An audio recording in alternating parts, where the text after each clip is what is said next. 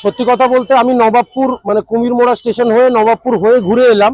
শুধু ভগবতীপুর নয়, নবাবপুর এলাকাতেও বিভিন্ন জায়গায় মানুষ পথ অবরোধ করেছিল এবং আমি তাদেরকে আশ্বস্ত করেছি। এবং ভগবতীপুরের সিংজোর মোড়ে এসেছি, এখানেও মানুষ বিক্ষোভ দেখিয়েছেন, তাদের ক্ষোভ আছে, রাস্তা দীর্ঘদিন ছাড়াই হয়নি, এটা ন্যায্য দাবি এনাদের। আমি এনাদের সাথেই আছি, আমরাও দেখছি, কারণ এখানে একমাত্র পুলিশ প্রশাসন ছাড়া এত ভিতর অব্দি কেউ আসে না। এই রাস্তা নিয়ে ওয়াকিবহাল, আমরা খোঁজ খবর নিয়ে জেনেছি এটা জেলা পরিষদের রাস্তা। আমরা জেলা পরিষদের বিভিন্ন আধিকারিকের সঙ্গে আমি নিজে এবং আমার উচ্চতর আধিকারিক মৌখিক কথা বলেছেন। আমি এনাদের কাছ থেকে সমস্ত ডেটা নিচ্ছি, আমার ছবি সবার নেওয়া আছে।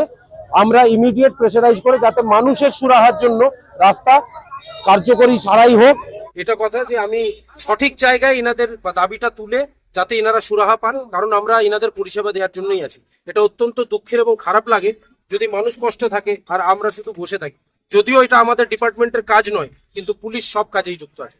এই রাস্তার সারাইয়ের জন্য পুলিশ অগ্রণী ভূমিকা করবে, আমাদের ডিপার্টমেন্ট নয়, আমাদের এখতিয়ার নেই, তবুও আমরা অগ্রণী ভূমিকা গ্রহণ করে এটা তাড়াতাড়ি সুরাহা ব্যবস্থা করব, এটা কথা দিচ্ছি।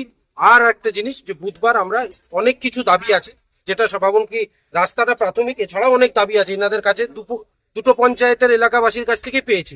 তাই আমি বুধবার দুপুরবেলা এনাদেরকে কয়েকজন প্রতিনিধি এনারা ঠিক করেছেন, এনারা গ্রামবাসীর থেকে কয়েকজন প্রতিনিধিত্ব করে আমার কাছে যাবেন, এক এক করে ওনাদের কষ্টের বা ওনাদের সমস্যার কথা আমরা শুনবো এবং সেটা চট জলদি সুরাহার ব্যবস্থা হবে, এটার আমরা মানে আশ্বাস দিচ্ছি। আপনাদের যে কোনো সমস্যায় থানায় আসবেন, আমি হয়তো সব সমস্যার সমাধান করতে পারবো না, কিন্তু এতটুকু আশ্বাস করছি যে উপদেশ দেবো তাতে আপনার সমস্যার সমাধানের সঠিক পথ পাবেন, আর সেটা বিনা পয়সায় পাবেন। আমরা এই চাকরি করতে এসে এই এলাকায় যখন এসেছি, এটা আমার এলাকা, আমার গ্রাম, এখানকার সব কষ্টও আমার কষ্ট, তো সেটা সেইভাবেই আমি ট্রিট করবো। শুধু